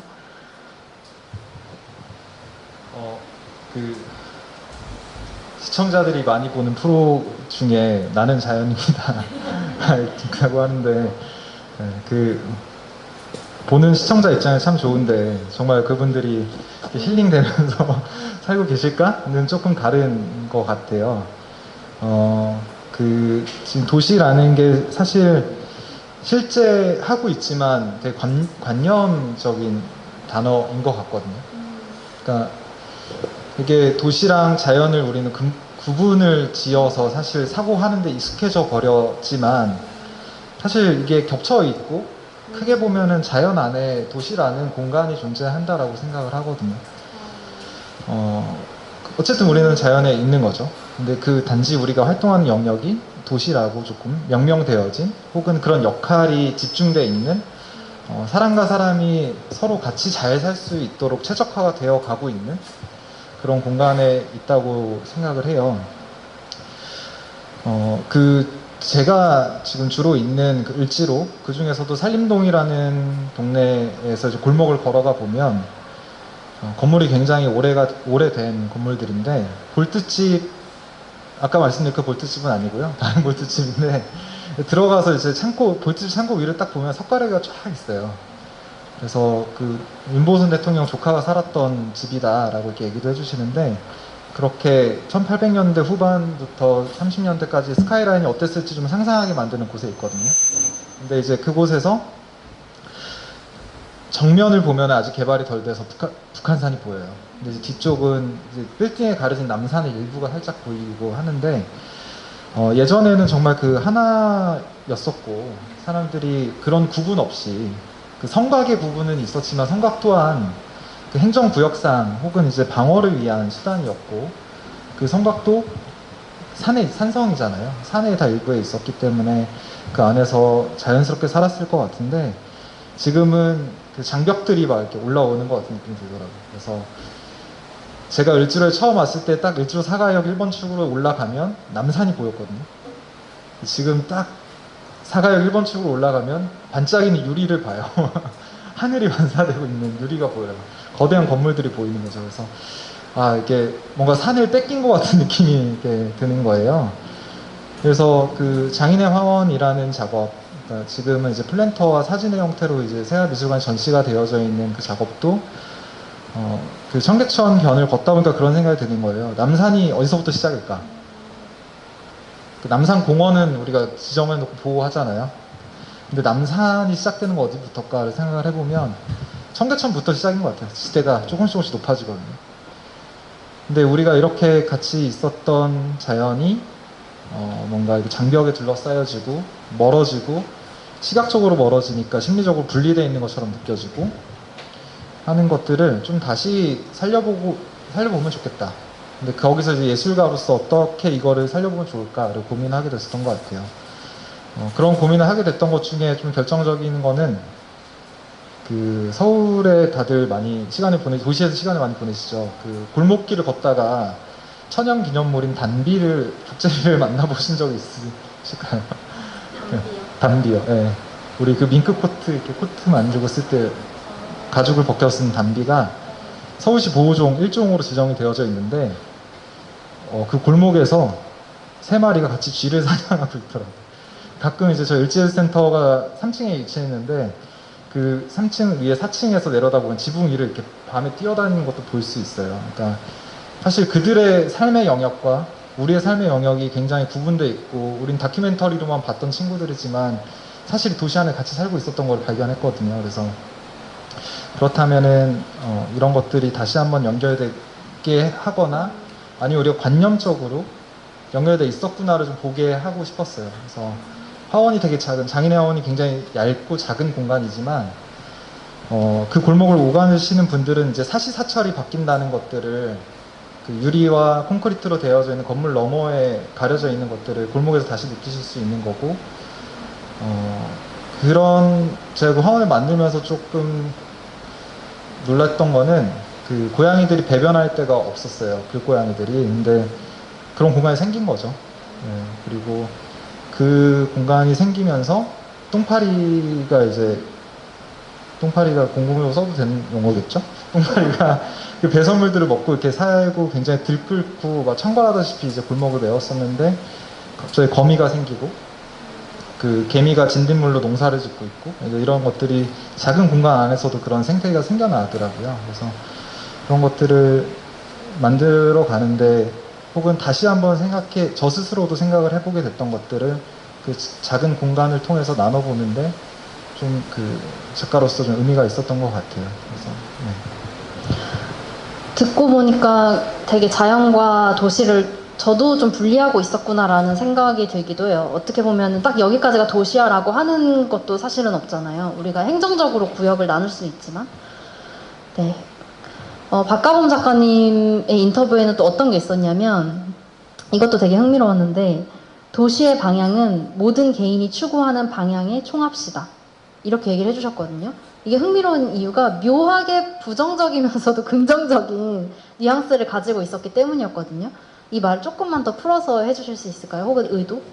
네네. 그것도 아까 기획자님이 말씀해 주신 대로 도시의 방향이라는 단어를 계속 떠올리니까 좀 저도 이상하게, 좀 생경하게 느껴지는 게 있더라고요. 근데 제가 그렇게 쓴 거를 그래도 많은 사람들이 피드백을 주고 뭔가 좋아해 주시는 것 같아서 되게 뿌듯한데, 그 문장을 왜 썼냐면은 그냥 도시의 방향이라는 게 딱 떨어지게 존재할 수 있을까 하는 의문이 있었고요. 그 다음에 어떤 개인이 추구하는 욕망이라든지 개인이 추구하는 방향의 총합이 결국에는 도시의 방향이지 않을까 생각을 했어요. 그래서 그러니까 사람의 욕망을 좀 뭔가 그래프나 도형 같은 걸로 표현을 해보면은 이제 도시가 원형으로 생겼고, 그 다음에 그 수평선이 가운데 지나가고 있으면은 위로 가는 거는 플러스 욕망이고 아래로 가는 거는 마이너스 욕망이라고 했을 때 인간의 총 욕망이 뭐 360가지의 욕망이다 하면은 결국에는 그 원안에 180개의 선분이 있을 것 같거든요. 근데 그것들이 결국에는 각자의 방향으로 가려고 하는 관성 때문에 그것들을 다 합쳐서 그 총합으로서 도시의 방향성이 결정된다면은 거의 미동도 없거나 거의 세밀하게 움직일 것 같은 거예요. 그래서 그렇게 수렴되는 과정은 굉장히 역동적이고 요동칠 것 같아서 도시의 방향이라는 게 내가 그러니까 밖으로 나와서 멀리서 보면은 굉장히 요동치는 것 같지만 도시 안에 있으면은 거의 미세하게 느껴질 것 같은 거예요. 그래서 그런 제가 생각한 이미지를 문장으로 표현했을 때 좀 그런 어떤 이제 문장으로 그 이제 형성이 되었던 것 같고요. 그 다음에 그 문장 안에 결국에는 좀 품고 있는 메시지는 그러니까 우리가 집단체에서 여러 가지 생활을 하게 되잖아요. 그렇게 삶을 영위하게 되는데 결국 제가 하고 싶었던 말은 좀 개인성을 회복하자는 거였거든요. 결국 도시가 바라고 이 세상이 바라는 규범대로 쫓을 게 아니라 조금 더 내 욕망에 좀 더 집중하고 고민해보고 결국 내가 도시의 방향을 맞춰 가겠다는 것도 개인의 욕망에서 출발함을 좀 인식했으면 한다는 어떤 메시지를 주고 싶었던 것 같아요. 그래서 지금 막 철학 전공하신 분도 있고 해서 말을 좀 조심스럽게 하게 되는데 어쨌든 공리주의라는 게 결국은 공공의 이익이라기보다는 개인의 효용인 것 같거든요. 그래서 그 개인의 효용을 만인이 추구하면은 문제가 생기겠지만 그래도 너무 어떤 전체적인 것들 아니면 내가 그 인식하고 있는 사회상의 나를 핏하게 계속 맞추기보다는 조금 더 내가 바라는 점, 내 욕망을 더 찬찬히 살펴보고 그것을 잘 다루어 주는 존재가 되었으면 좋겠다 우리 각자가 좀 그런 의미로 그 문장을 썼던 것 같습니다. 이 문장이 되게 저도 듣다 보니까 처음에는 그냥 중의적이어서 재밌다라고 느꼈는데 말씀을 듣고 보니까 그 도시의 움직임이 개인으로부터 출발할 수 있는가라는 좀 의구점도 들었고, 그러니까 누군가가 세팅해놓은 아젠다가 있을 수도 있고, 혹은 아주 극소수의 권력을 가진 사람들의 힘이 훨씬 더 클 수도 있고, 그러니까 가진 힘 자체가 다른 거죠. 그러니까 여러 가지 상상이 좀 드는데 이런 걸 조금 더 차치하고서라도 도시의 방향의 얘기가 나왔으니까 지금 우리가 있는 곳이 을지로 혹은 근처라고 했을 때 좀 100년 뒤의 모습은 어떨까 혹시 상상이 되실까요? 100년 뒤면 언제죠? 2121년이죠. 그때의 모습? 혹시 좀 되게 이게 딱 우리가 100년 아무리 우리가 의학이 발달해도 100년 뒤까지는 이렇게 얘기하니까 되게 갑자기 슬퍼졌는데 100년 뒤까지는 못 살잖아요. 그래서 우리가 그 경험할 듯 말 듯한 되게 그 아슬한 지점인 것 같거든요. 어떠세요, 고대용 작가님은? 저는 그 지금 서울 중심부를 구성하고 있는 거대한 건축물들이 언제까지 서 있을 수 있을까를 조금 생각해 보게 되거든요. 어떻게 보면 우리는 엄청나게 큰 100년 후에 쓰레기를 만들었을지도 모른다는 생각을 해보게 돼요. 그래서 그런 생각들이 도시가 재개발이 되고 이제 쓸려가고 새로 지어지는 과정에서 좀 자연스럽게 그런 생각이 좀 들었던 것 같고, 그리고 우리가 지금 자본주의라는 거를 합의하고 그거를 이제 건물을 수를 올리고 그걸 통해서 개발을 함으로써 이익을 가져간다라는 거에 합의가 되어져 있는 사회이기 때문에 지금의 모습이 만들어졌고 힘이 붙어서 이제 관성이 생긴 것 같은데 100년 후에도 그게 합의가 될까에 대한 의문도 사실 있어요. 그래서 아싸리 100년 후에 그런 것들이 이제 처치곤란해진 쓰레기가 되어버렸고 이렇게 자본을 중심으로 한 인류사가 지금 이제 몇백 년 길지 않았잖아요. 산업화가 되고 나서 이제 긴 시간이 아니었는데 사실 그 이전에 있었던 것들을 지향했던 가치들을 다시 좀 사회적으로 공용화되는 과정을 거친다면 제 을지로에 있는 곳이 산림동이라는 동네인데 정말 다시 그런 재개발이나 이런 얘기가 아예 없이 그냥 다시 자연이 회복되고 인구수가 줄어나간다면 좀 그런 모습들도 생겨나지 않을까 상상을 좀 해보곤 했었습니다. 약간의 희망도 함께 섞은 미래 같다는 생각이 들었어요. 박하훈 작가님은 어떠세요? 에 이제 1년 정도 있었어가지고 사실 뭔가 정확하게 많은 것들이 파악이 된 건 아니지만 그냥 지리적인 거나 교통을 봤을 때 그냥 중심지라고 분명하게 말할 수 있는 곳처럼 느껴지거든요. 그래서 그런 어떤 특성이 명확하기 때문에 사실은 미래를 예상하는 게 더 어려운 것 같아요. 그래서 지금처럼 점점 더 대기업 본사들이 이제 더 많이 지어져서 그런 종합타운이 될 수도 있을 것 같고, 이제 세운상가가 60년대 이제 출발을 했듯이 새로운 어떤 형태의 그냥 주상복합단지, 그때 김수근 건축가가 만든 세운상가는 또 다른 개념의 뭔가 그런 단지가 형성이 될 수도 있을 것 같고, 사실은 뭐 저는 생각했을 때 무엇을 하든 다 말이 되고 중추적인 역할을 할 공간으로 인식이 되긴 하거든요.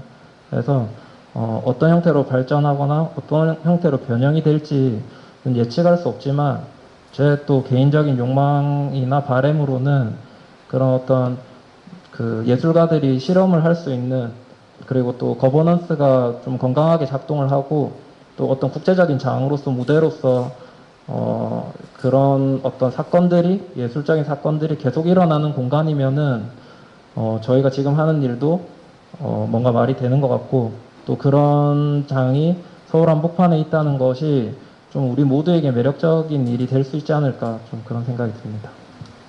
이 질문은 여러분들도 한번 상상해 보셔도 좋을 것 같아요. 100년 뒤에 지금 내가 있는 도시의 모습은 어떤 모습일까? 이렇게 했을 때. 좋습니다. 제가 다음 질문으로 한번 넘어가 볼게요. 그동안 여러분들 혹시 질문 틈틈이 적고 계셔도 좋을 것 같아요. 혹시 생각나는 게 있다면. 네. 다음 질문은 이 전시에서 조금 이제 벗어나서 고대영 작가님의 그 페르소나에 대한 얘기인데, 사실 작가님, 이렇게 TMI를 말씀드리면 저희가 그 PD 고대웅과 그 스타트업의 CEO 이지연으로 처음 미팅을 하면서 만나게 됐거든요.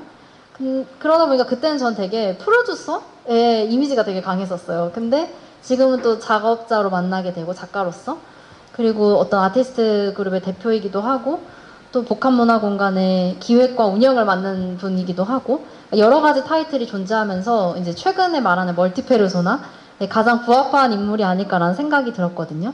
그러면서 좀 궁금한 게, 여기에 아마 그 예술 전공하시는 분들도 있고 작업을 하시는 분들이 많다 보니까 좀 해소가 될 수 있는 질문 같아서, 그런 여러 페르소나를 가지는 거에 대한 솔직한 심정, 하루가 어떻게 되는지도 솔직히 궁금해요. 작가님의 약간 눈 뜨고 자기까지의 루틴도 궁금하고.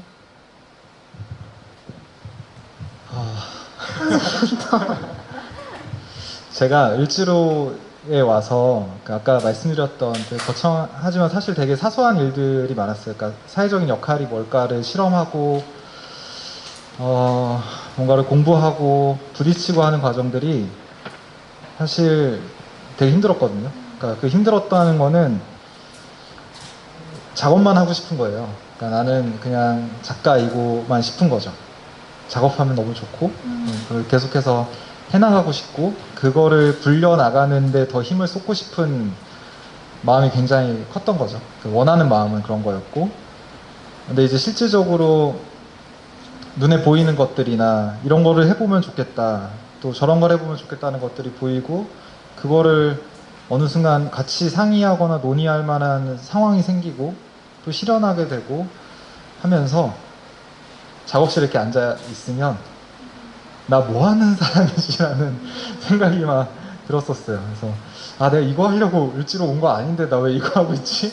네, 그래서 저도 작가이고 싶은데 다른 작가들 챙겨야 되고, 그 작가들 인건비 챙겨줘야 되고 행정 처리해줘야 되고 막 이런 것들이 처음에는 되게 조금 힘들었었던 것 같아요. 그게 한 1년, 2년 되게 스스로에 대한 질문도 많이 하게 되고, 나는 왜 이걸 하고 있나에 대한 당위성, 그러니까 이게 진짜 작동해야만 했어요. 그래서 저한테 내가 이렇게 내 시간을 그 주변에 있는 작가님들이 보면 저보다 좀 연배 있으신 분들이 대웅아 너 지금 그럴 시간이 없어 이러면서 이렇게 말씀을 해주시거든요.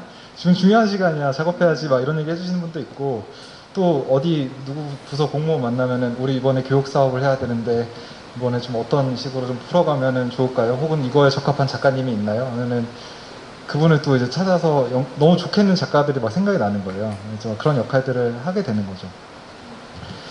근데 지금은 좀 저 스스로 그 과정들을 좀 거치면서 예술이라는 게, 혹은 예술가라는 사람이, 그런 정체성을 가지고 예술을 해나가는 사람이 필요하다라는 답을 얻게 된 것 같아요. 그런 과정들을 거치면서.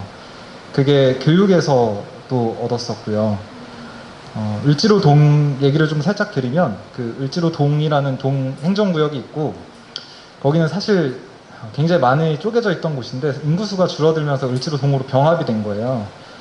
거기에도 초등학생들이 있는데 초등학생이 그 동 안에 56명이 있습니다. 한 아파트에 초등학생이 얼마나 살까요? 보통 송파구나 강동구 이런 데 보면은 비교가 안 되는 거예요. 굉장히 적은 수의 학생들이 살고 있고, 당연히 그 아이들은 행정적으로 타깃이 되지 못해요.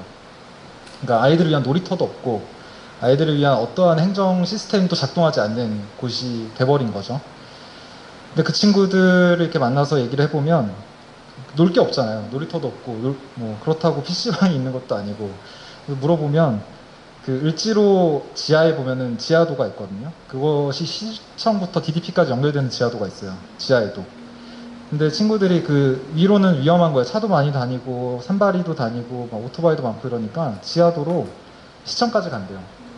서울도서관 가서 이렇게 책 보는 게 그 친구들의 재밌는 놀이인 거예요. 가는 과정, 가는 길에 뭐 사 먹는 거, 거기서 이제 재밌는 동화책 보면은 서로 막 보여주고 그림 그리고 막 이런 게 재밌는 놀이였던 건데, 을지로에 최근에 2017년 이후로 굉장히 많은 전시 공간들이 생겼거든요. 근데 그래서 그 아이들이랑 같이 이제 손잡고 그런 데를 찾아갔어요. 전시장을 가면서 같이 보는 거죠. 작품을 보고. 그러면 그 안에서 저는 그러려고 한 건 아닌데 관찰을 하고 있고 아이들은 서로 핸드폰으로 작품을 봐요. 그러니까 눈으로 보는 게 아니라 핸드폰으로 찍으면서 동시에 작품을 보고, 그거를 서로 나는 이렇게 보는데 넌 어떻게 봐? 이거 왜 이렇게 만들었을까를 얘기하고 있는 거예요. 저는 예술을 업으로 삼는 입장에서 아이들이 아무런 코멘트도 해주지 않았는데 그렇게 놀고 있는 모습이 너무 감동적이었고, 작가분이 그 공간에 계신 적도 있었어요. 그래서 그러니까 그 애들이 그렇게 놀고 있는 모습을 보고 이렇게 뭐라도 더 얘기해주고 싶고, 막 그때 말씀해줬던 분은 사진을 찍는 작가분인데 달을 찍으시는 분이에요. 그래서 달 궤도가 어떻게 움직이거든? 이게 비행기를 이렇게 찍거든? 하면서 이렇게 말씀을 해주시고 하는 것들. 그때 이제 아이들이 그 전시를 다 관람하고 나오면서 하는 얘기가, 선생님 제가 다음 주에 올 때 다른 전시가 있나요? 다음에는 뭐가 있나요? 이런 걸 이렇게 물어보더라고요. 그래서 자기는 놀 수 있는 놀이터가 하나 더 생겼다는 거예요. 미술관을 한 군데 갈 때마다 한 곳이 더 생기는 거고, 그래서 그 아이들한테는 그런 예술을 담고 있는 그런 공간들이 사실 존재하지 않았던 공간이었는데, 그렇게 연결해주는 순간 삶의 새로운 놀이터들인 거죠. 자기가 자라면서 양분이 될 만한 공간들을 찾게 되는 거고, 그 지역에 있던 공간들은 지역 민을 대상으로 했던 공간이 아니었었는데 또 아이들이 찾아올 수 있는 공간도 새롭게 바뀌기도 하고, 그러니까 이런 하나의 예만 이제 말씀을 드렸지만, 이런 과정 속에서 딱 이게 이래서 A는 B예요라고 말씀은 못 드리겠어요. 저도 아직 거기까지는 정리가 안 됐지만 긍정적인 작용들이 분명히 존재하고, 그 시간을 제가 목도했고, 이런 것들이 그냥 없다고 하면 없는 건데, 그러니까 박가문 작가님도 거기서 이제 그것들 발견하셨잖아요. 그러면서 그것이 의미를 갖게 됐던 것처럼, 없다고 몰랐으면 없는 건데 발견하게 되고 그걸 나누게 되고 그 다음으로 연결이 되게 되고 하는 그런 과정들이 계속해서 원동력이 되게 했었던 것 같고요. 그래서 지금 저 스스로에 대한 정의는 하나의 작은 식물이 있다고 치면 그 양분은 계속 이제 빨아들이는 거예요. 뿌리는 예술 혹은 예술가로서 계속해서 이제 딛고 있는 땅이 있고, 잎사귀는 잎사귀 역할을 해주는 거, 또 꽃은 꽃 역할을 해주는 거, 줄기는 줄기 역할을 해주는 거. 그래서 이 지역 안에서 사람들이 예술이라는 것이 존재하지 않았을 때는 그게 있음으로써 어떤 변화가 생길지 몰랐는데, 그것이 있다는 것을 알게 되면서 생긴 변화들을 어떤 형태가 됐든, 그리고 교육이 됐든, 아니면은 조경이 됐든, 아니면 또 뭐가 있을까요? 아까 말씀해주신 거버넌스가 됐든, 그런 것들을 이제 해나갈 수 있는 각각의 역할들과 시간들을 좀 만들어 가고 있는 것 같습니다. 그래서 일과는 그때그때 되게 다른데요. 고정적인 일과는 아침에 강아지랑 산책하고 저녁에 산책하고 하는 거는 고정적이고, 낮에는 계속 이제 거의 낮 시간에 회의를 좀 많이 하고 좀 제의를 볼 시간 사실 좀 많이 없는 것 같고요. 그리고 이제 저녁 시간 틈틈이 이렇게 뭐 영상 편집을 하거나 작업을 하거나 하는 시간도 좀 가지게 되는 것 같습니다. 이게 들으면서 생각이 나는 게, 작가분들께서 이제 다른 모드인 경우들이 있잖아요. 뭐 하다못해 알바를 하거나 하는 모드, 그때도 되게 작업이랑 잘 연결을 시킨다는 생각이 들었어요. 근데 작가님도 좀 그런 느낌이었거든요. 다른 모드일 때 자신의 작업이랑 연관성을 찾는다거나, 그리고 아까 나는 뭐 하는 사람이지라는 생각이 드셨다라고 했는데, 또 반대로 내가 한 가지로 규정되는 걸 또 되게 작가분들이 싫어하시는 경우도 있는 것 같아요. 그래서 오히려 그런 모호성이나 이런 거가 가지는 걸 오히려 좀 잘 탐험하는 그런 느낌도 받아서 되게 흥미로운 대답이었고, 제가 벌써 시간이 45분, 1부가 거의 맞춰가기 때문에 마지막으로 제가 박가범 작가님께 질문을 드리고 여러분의 질문들을 거두려고 합니다. 그래서 1분 안에 여러분들도 마무리 해주시고,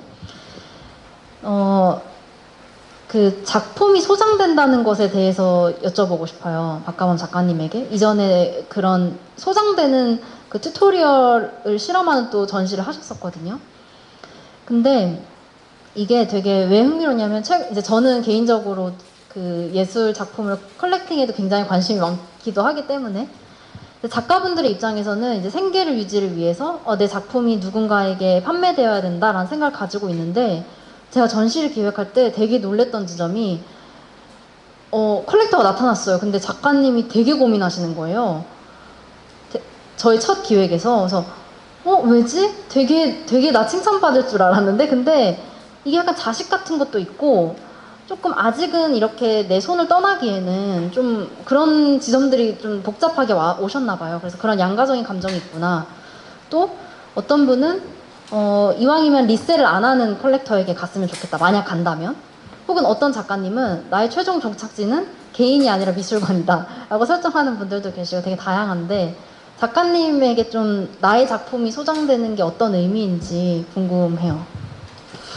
네. 사실 뭐 1차 시장이나 2차 시장에서 그 원활하게 작품을 이제 판매를 하고, 그렇게 이제 작업을 영위하시는 또 훌륭한 작가님들이 많이 계시지만, 저는 사실 그런 재능도 좀 부족했고, 그런 어떤 전략적인 노력도 거의 없었던 것 같아요.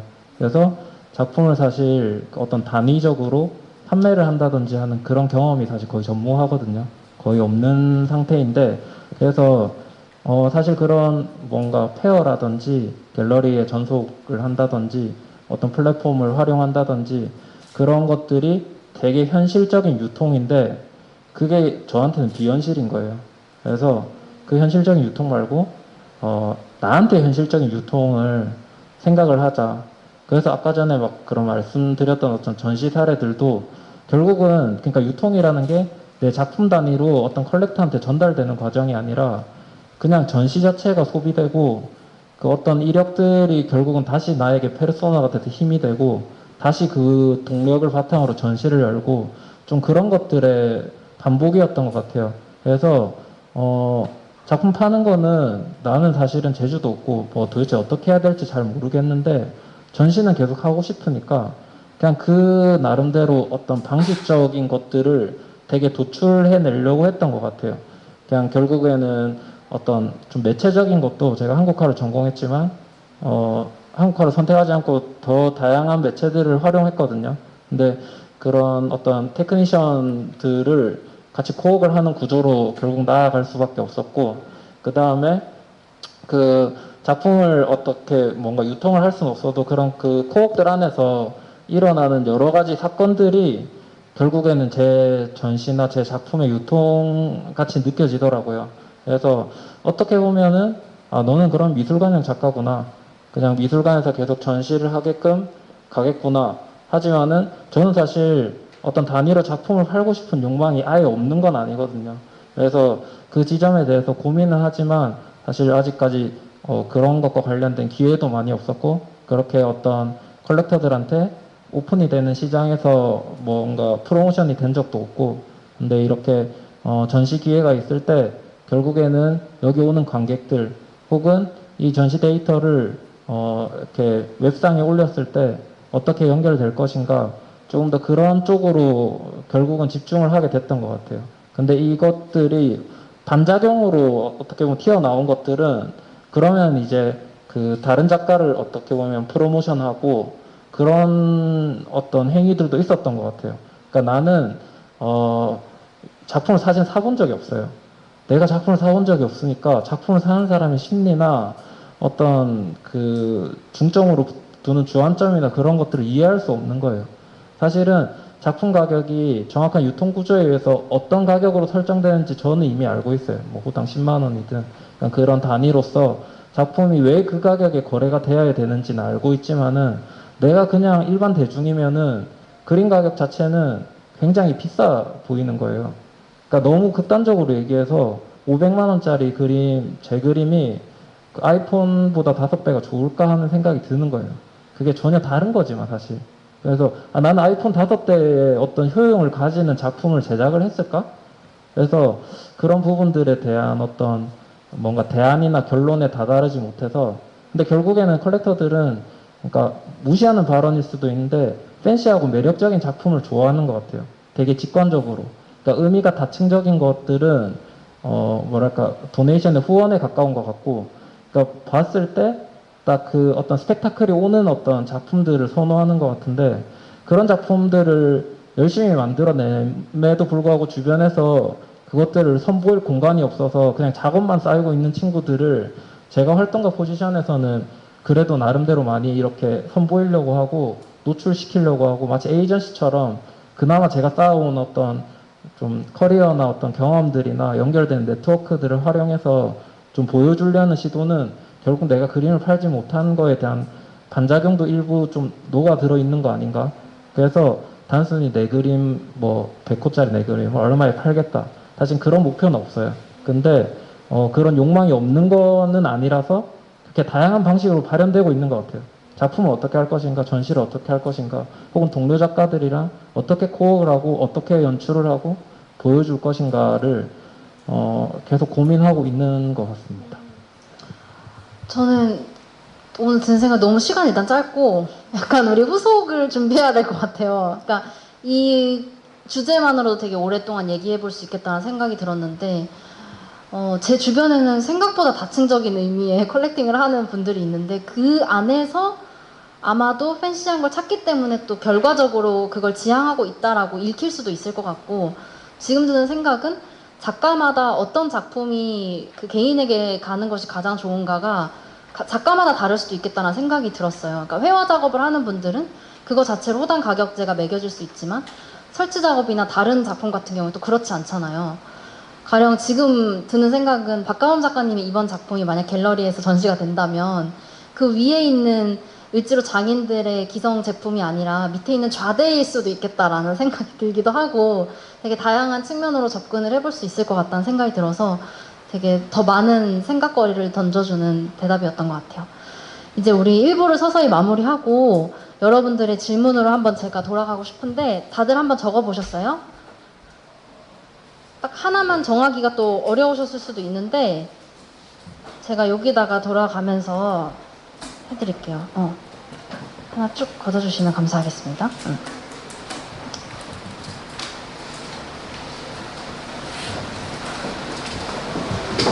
어떤 질문이 뭐였을지 너무 궁금한데 이게 사전에 말씀을 드리면 일단 작가님 두 분께서 뽑아주시고 각각 색깔에 맞는 걸로 만약에 모종의 이유로 나는 이 질문을 패스하고 싶다 라고 하면은 이 질문은 패스하셔도 괜찮습니다. 네. 다 넣으셨죠, 여러분? 저한테 정말 세워미술관 정말 재평가가 필요한 많은 분들이 아티스트 토크에 다 오셨으면 좋겠는.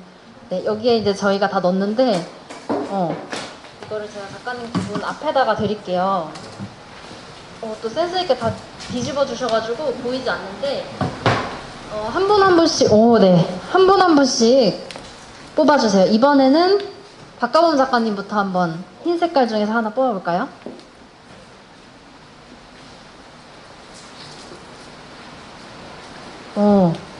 읽어주세요, 한번 작가님. 예술가의 입장에서 욕망과 바라는 소망이라고 질문 주셨습니다. 욕망과? 바라는 소망. 네. 네, 이거 항상 고민하고 있는 어떤 그런 부분인데, 결국에는 돈도 많이 벌고 유명해지면 좋겠죠. 근데 그것이 뭔가 절대적인 목표는 사실은 될 수도 없고, 그걸 제가 막 쉽게 이뤄낼 수 있을 것 같지도 않아요. 근데 조금씩 더 기회를 쌓아서 더 좋은 곳으로 가서 더 많은 사람들을 만나는 거는 너무 의미 있는 일처럼 느껴지거든요. 사실 서야미술관도 전시장 컨디션이 너무 좋고 그런 조명이라든지 장비들이나 아니면은 저 전시를 시공한 업체들도, 전시 공사를 한 업체도 되게 인류예요. 그래서 그런 시스템들이 잘 갖춰진 공간에서 내가 연출한 전시, 내가 기획한 전시, 혹은 내가 작업한 작품들을 보여줄 수 있는 게 누군가한테는 아무 일도 아닐 수도 있는데 너무 당연한 일일 수도 있고, 저한테는 그게 너무 특별하고 소중한 일이거든요. 그래서 조도도 열심히 세팅을 하고, 이제 좌대 밑에 이제 그런 전시품들의 그림자 형상 같은 것들도 굉장히 예민하게 컨트롤하고, 그다음 맨 마지막에 있는 제 드로잉에는 이제 조명 레일이 없어가지고 제가 직접 조명 레일을 시공을 해서 이제 조명 세팅을 했었거든요. 그래서 그냥 그런 현장들이 나한테 이어지지 못한다고 해서 어쩌면 크게 실망하지 않을 수도 있는데, 그런 현장들이 계속 이어지고 그런 기회가 주어질 수 있으면은 전 더 열심히 하고 더 많은 사람들을 만나고 싶은 게, 어쨌든 좀 뭔가 되게 지금 이런 오피셜한 자리에서 말할 수 있는 제 소망인 것 같습니다. 네. 오피셜하지 않은 자리에서의 대답도 다음에 기대해 보겠습니다. 네. 그 다음에 고대영 작가님, 우리 요거 조금 속도감을 한번 내볼게요. 읽어주세요. 가장 마음에 드는 부캐는 무엇인가요? 네. 제 가장 마음에 드는 부캐는 일단 본캐가 뭐예요? 그럼 본캐 그것부터 어렵지 않으세요? 좀 헷갈려요. 요즘 본캐는 을지예술센터 PD인 것 같습니다. 네. 그게 좀 시즌별로 달라지니까 다음에 또 다른 대답 드릴게요. 지금 마음에 드는 부캐는 제가 반려하고 있는 302의 매니저의 역할을 하고 있는, 요즘에 출퇴근을 같이 차로 해요. 센터에서도 사무분들이 받아주셔가지고, 그래서 아침에 모시고 나가서 뒷좌석에 태워드리고 운전을 해서 을지로 도착해서 다시 산책해서 센터로 가는데, 모시고 다닌다는 느낌이 많이 들고, 을지예술센터에서도 302 명함을 만들어줬거든요. 근데 명함의 번호는 제 핸드폰 번호로 쓰여져 있습니다. 뭔가 만나고 싶으면 저한테 연락하시면 될 것 같습니다. 네, 이상입니다. 네, 답변 감사합니다. 또 하나 뽑아주세요. 작품들은 전시가 끝나고 나면 어디로 가는지요? 이것도 너무 의미 있는 질문인데, 제가 어쨌든 설치나 그런 것들을 하다 보니까는 그냥 전부 폐기된다고 생각하시면 되거든요. 근데 이제 저희 집이 이제 엄청 시골이라서 그냥 모호한 땅들이 있어요. 무언가를 두어도 되는, 그러니까 무언가 터치하지 않는 모호한 땅들에 이제 좀 거의 묻어두다시피 뭔가 그렇게 그러니까 버리기 싫은 것들은 그렇게 조금 놔두고, 그 다음에 낡은 컨테이너에 그냥 뭔가 수장고처럼 뭔가 쌓아놓은 것들이 있는데, 그것도 전시가 반복되다 보니까 이제 더 이상 이렇게 좀 포화 상태가 되는 거죠. 그래서 그냥 뭐 예를 들어서 작품이 다시 이제 다른 곳으로 가지 못하는 어떤 제 개인적인 슬픔을 차치하고 진짜 어떤 자원 소모나 그런 부분에서 고민이 많이 들더라고요. 그래서 제일 최근에 이제 그러니까 부산에서 19년도 말에 했던 전시는 각 지역 축제에서 열리고 남은 폐기물들을 제가 모아다가 그걸로 작품을 해서 전시를 했었거든요. 그러니까 우리가 지역 축제나 어떤 뭐 문화제나 행사 같은 거 가면 가벽들을 다 세우는데 2, 3일 있다 행사 끝나면 그걸 다시 다 부숴서 그냥 건축 폐기장으로 가요. 근데 그게 실제로 되게 잘 만든 것들은 분명히 다시 재사용할 수 있거든요. 그래서 그런 것들을 제가 미리 그런 현장에 가가지고 섭외를 다 해서 폐기물 처리장으로 안 가고 그분들도 처리 비용을 아꼈으니까 좋은 것이고 저도 이제 그런 것들을 잘 수집해뒀다가 그걸 조합을 해서 이제 작품을 제작을 해서 이제 전시를 했었는데 뭐 그거 중에서 또 일부는 다시 재사용이 가능하게 만들어서 다른 축제에 활용하도록 다시 보내드렸거든요. 그래서 그런 것들이 사실 되게 티가 나는 행동은 아닌데 저 나름대로는 좀 의미가 있었던 것 같아요. 너무 다 새 것들을 사가지고 헛것으로 만들어서 전시가 끝나면 없애버려야 되는 구조에 대해서 진짜 고민을 많이 했었거든요. 그래서 그 과정 중에서 어떤 경험들을 조금씩 실험들을 해보는 것 같습니다. 이건 진짜 이 랜덤 박스이기 때문에 해주셨던 질문 같아서 흥미롭네요. 네. 길어요 좀. 투 박가범 작가님인데요. 네, 제가 다시 한번 보겠습니다. 네. 터를 잡은 곳을 결정했을 때 을지로 말고 다른 곳도 고민을 하셨나요? 어떤 곳이 후보지였는지 궁금해요. 사실 후보지가 을지로 일대였었고요. 사실 다른 데는 생각하지 않았었습니다. 왜냐하면 제가 2015년에 첫 개인전을 세운상가에서 했었고 그때 세운상가는 재개발 때문에 관리비도 안 받았었어요. 그래서 보증금 50만 원에 월세 20만 원이면 10평 정도 쓸 수 있었습니다. 그래서 그쪽에서 구해야겠다 하고 이제 생각하고 돈을 모아야지 하고 이제 알아보던 중이었어서 다른 곳은 생각해보지는 못했었던 것 같아요.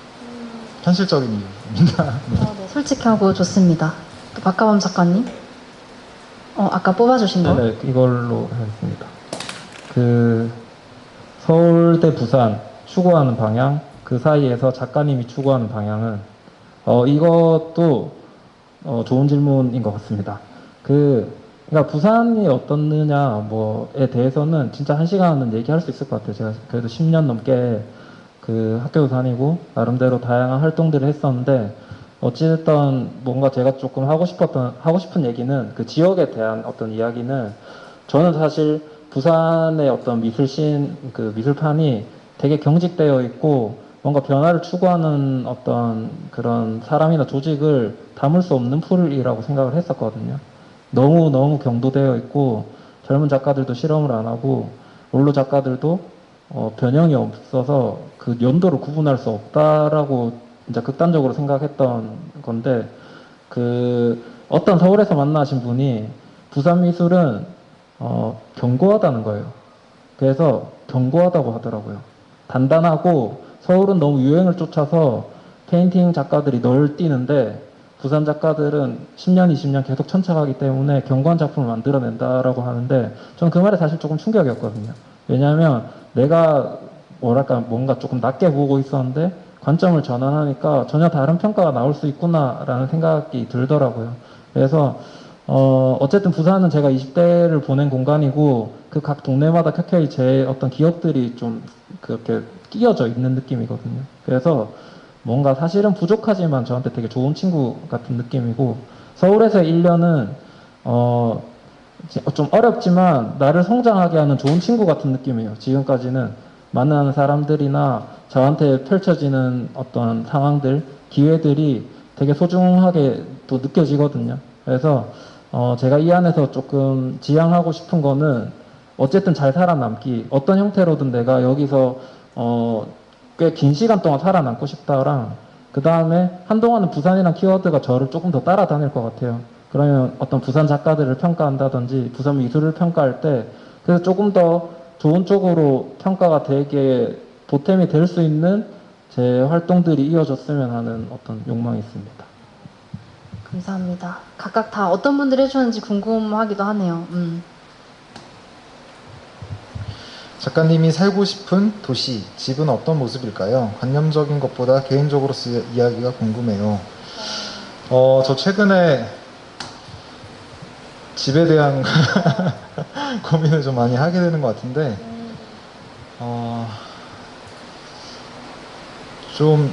제가 요즘에 고민하는 것들은, 좀 작은 마당이 있었으면 좋겠다는 생각을 좀 하거든요. 그러니까 마당이 있다는 게, 그 안에서 좀 여러 생명들이 좀 숨 쉴 수 있는 좀 구멍을 실험해보고 싶은 생각이 좀 많이 들어요.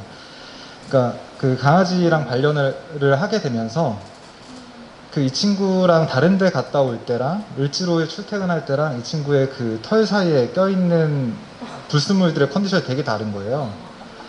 그러면서 전 비둘기를 좀 다시 보게 됐어요. 비둘기가 원래 더러웠을까? 저 친구들이 깨끗한 물이 있었으면 잘 씻지 않았을까? 그런 생각을 좀 많이 하게 되는데, 좀 그런 것들, 물에 순환하는 거나 아니면은 좀 다른 동물들이 좀 쉬어가는 거, 혹은 생태계 관점에서 작은 공간이지만 뭔가 좀 테스트해보고 싶은 공간이 좀 있었으면 좋겠고, 그리고 이렇게 교류하시는 분들을 좀 초대하고 싶은 작은 집이 하나 있으면 좋겠다는 얘기를 오늘 이 자리에 오기 전에 잠깐 했었거든요. 그러니까 저희 앉아 계신 정민 씨께서 20년 후에나 가능하지 않겠냐. 열심히 살아라라고 얘기를 10년 후면 꽤 빨아야 할 수도 있어요. 네. 그 얘기도 똑같이 해주셨습니다. 네.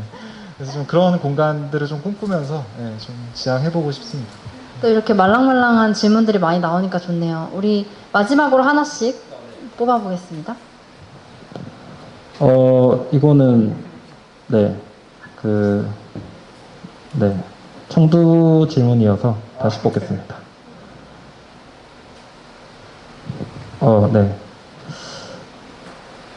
이번 전시가 아닌 평소의 일상적인 부분에서 창작자로서 보여준 새로운 것들이 있을까요?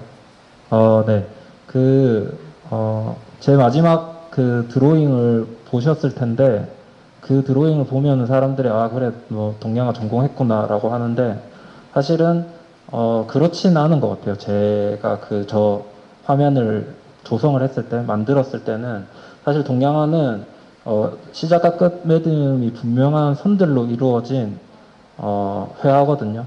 그래서 그 구조나 형태가 나오는 것이고, 그래서 예를 들어서 김홍도의 인물은 정말 압도적인 백미라고 말할 수 있는 거는 그 동양화적인 가치를 거의 모두 달성해냈기 때문이거든요. 근데 저는 저 화면 안에서 그 스트로크들이 반복되고 있는 거는 물론 그 을지로에 있는 기술자분들이 뭔가 글라인더질을 하거나 혹은 파우질을 하거나 그런 작업 공정에서 제가 모티베이션을 따온 것들이 있지만은 그냥 그런 것들이랑 뭔가 전혀 별개로 저 화면이 구성된 것들은 그 선이 다 분절이 돼 있어요. 선이 끝과 맺음이 보이지 않고 선들이 다 겹쳐져 가지고 그 선들을 다 깨놨거든요.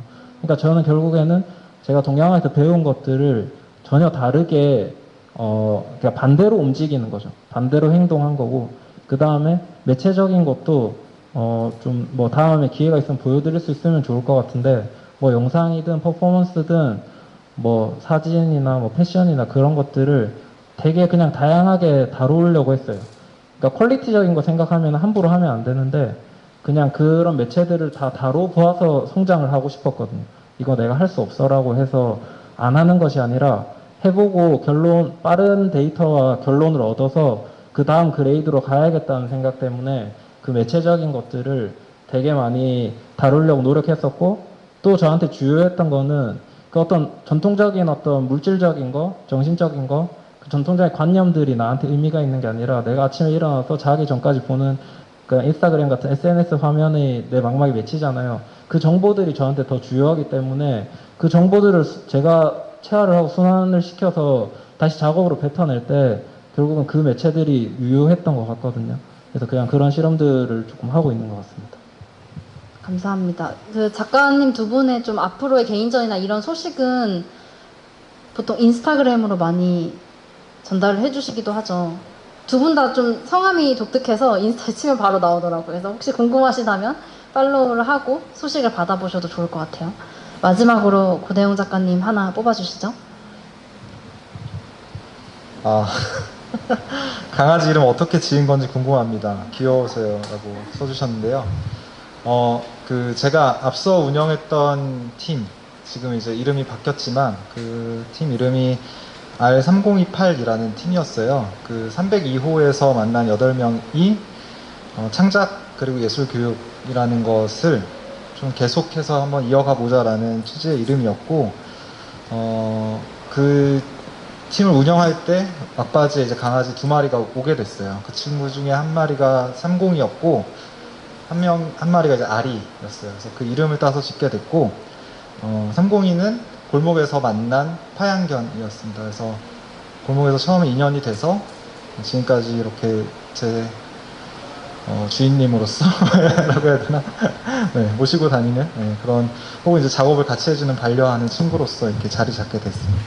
네, 마지막 뽀짝한 질문으로 마무리가 됐는데, 우리 시간상 다 보지 못했기 때문에 제가 여러분들에게 아까 준비한 선물을 나눠드리는 동안에 작가님 두 분은 이걸 조금 꺼내가지고 휙휙휙 보시면서 이 중에서 좀 가장 마음에 드는 질문을 하나 픽해주고 계시면 좋을 것 같아요.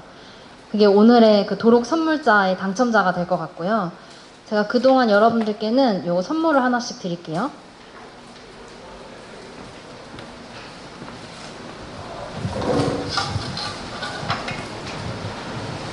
그러니까 먼저 가신 분들이 계셨는데 아쉽게도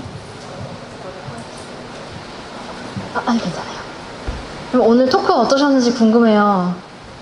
되게 좀 여러분들도 같이 토크니까 그 기획자와 아티스트 간의 토크 말고 참여자들 간의 토크를 할 수 있는 것도 해보고 싶어서 마련한 거였는데 많은 분들의 질문을 다룰 수 있어서 너무 좋았고, 지금 작가님 두 분께서 베스트 질문자를 뽑고 계십니다. 이번 도록이 너무 예쁘더라고요. 그리고 도록이 보통 약간의 그 설명이나 아니면 이미지만 있는 경우가 많은데, 이번 도록이 좀 특별한 점은 모든 작가님들의 짧은 인터뷰들로 이루어져 있다는 거예요. 질문도 다 달랐고, 그래서 읽는데 도록을 읽는 게 아니라 진짜 인터뷰집 재밌는 거 한 권 읽는 느낌? 그래서 발췌할 문장도 되게 많았고 아마 재밌게 읽으실 수 있을 거예요.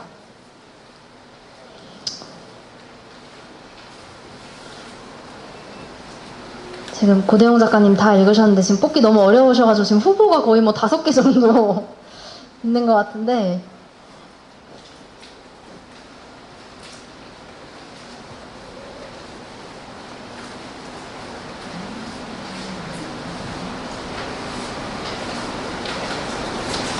박가범 작가님 혹시 뽑으셨나요? 네. 한번 읽어주시겠어요? 네, 작가님이 이상적으로 꿈꾸는 혹은 시도해보고 싶은 전시가 있을까요? 전시기획, 판매 등까지의 여정을 포함해서요. 짧게 답변을 한번 해주시고, 일단 이거 질문자 혹시 네, 축하드립니다. 네. 감사합니다. 되게 간단하게 설명을 드리면은 저는 좀 플랫폼을 해보고 싶은 욕심이 있습니다. 그래서 뮤직하우처럼 작가들의 이미지가 이제 작품들이 생성이 될 때마다 그 권리가 분할이 되고, 그리고 그 작품 이미지를 베이스로 뭐 굿즈라든지 혹은 뭐 캔버스라든지 그런 다양한 어떤 2차 생산품들이 발생을 해서 그 아까 처음에 이제 설정했던 그 권리를 분할해서 가지고 있는 사람들이 인쇄 수익을 공여받을 수 있는 구조. 그래서 작가들이 활동을 하면서 그러면 조금 더 가면은 결국에는 뭔가 작가들이 이미지를 생산하면 뭔가 P2P 대출을 받을 수 있다든지, 미리 뭔가 이걸로 금액이 그러니까 어떤 유통구조를 기다리거나 그런 것이 아니라 그걸 단기간에 당길 수 있고, 컬렉터들도 내가 이 작가의 작품을 좋아서 구매했지만 그 실질적으로 어떤 인쇄 수익이 들어와서 바로 소득이 잡힐 수 있는 그런 구조를 한번 실험해 보고 싶습니다. 되게 재밌네요. 아까 그 NFT 얘기를 해주셨는데, 그 분할 소유나 공동 소유는 아니지만 뭔가 디지털 상에서의 실험이라고 하면 또 생각나는 지점이 있어서 좋습니다. 그 사이에 또 혹시 고대용 작가님 한 건 읽어주시겠어요? 일단 제 칭찬이 좀 가미되면서 얘기가 나온 거를 고맙습니다. 서로 다른 여러 주체들과 함께하면서 소통과 관계 맺음이 중요할 것 같은데, 을지로 생활에서 소통과 관계에 있어 중요하게 생각하신 것이 있으신가요? 그러니까 소통의 비결이 있으신가요? 혹시 일단은 누구신지? 네, 축하드립니다. 소통에 대한 질문을 해주셨어요. 소통 잘하는 것 같아 보여서 물어보신 거죠? 사실 소통이 쉽진 않고요. 언어나 이런 것들이 되게 다르고 어려워요. 아까 말씀드린 유리집 사장님, 지금은 딸이 이제 대학 들어와서 이제 완전 가불이 바뀌었어요. 제가 막 자문해주고 이러거든요. 근데 제가 그 안에서 어떤 것들을 겪더라도 조금 지키려고 했던 거는 그분들에 대한 존중이었던 것 같아요. 그리고 조금 더 들어가는 존경. 그래서 그런 것들을 더 보려고 했던 것 같아요. 그러니까 어떤 부분을 이분은 갖고 계신가, 또 혹은 이 지역은 어떤 가치가 있는가, 또 그것이 어떻게 발현될 수 있을까? 였던 것 같습니다. 그런 것들을 가지고 계속 해 나갔던 것 같습니다. 이상입니다. 이거는 공감 가는 게 제가 널 위한 문화예술이랑 같이 컨텐츠 협업을 했었을 때 좀 느꼈는데 그러니까 쉽게 말하면 클라이언트이신 거죠. 근데 저희가 만든 컨텐츠에 대해서 되게 좀 리스펙해주는 마음이 되게 많이 느껴졌어요. 어떤 것들은 굉장히 세세하게 피드백을 주거나 아니면은 그냥 이유 없이 이건 싫다라고 하는 경우도 되게 많은데, 그러기보다는 약간 정말 협업을 할 때 상대의 전문성을 인정해주는 그런 걸 많이 느껴서 그게 소통의 실제 비결이 아닐까라는 생각도 좀 해보면서 오늘 토크를 한번 마무리해 보겠습니다. 오늘 늦은 시간까지 이렇게 와주셔서 너무 감사드리고 또 다음에 기회가 된다면 다른 곳에서 또 즐거운 얘기로 만나뵀으면 좋겠습니다. 오늘 모두 수고 많으셨습니다. 아까 두 분은 제가 한 번씩 드릴게요.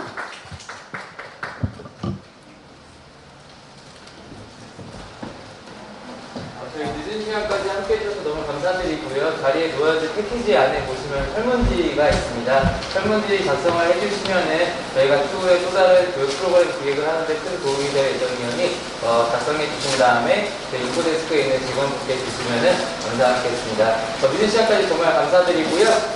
안전한 귀엽게 주시면은 감사하겠습니다. 네. 좋은 하루 보내세요.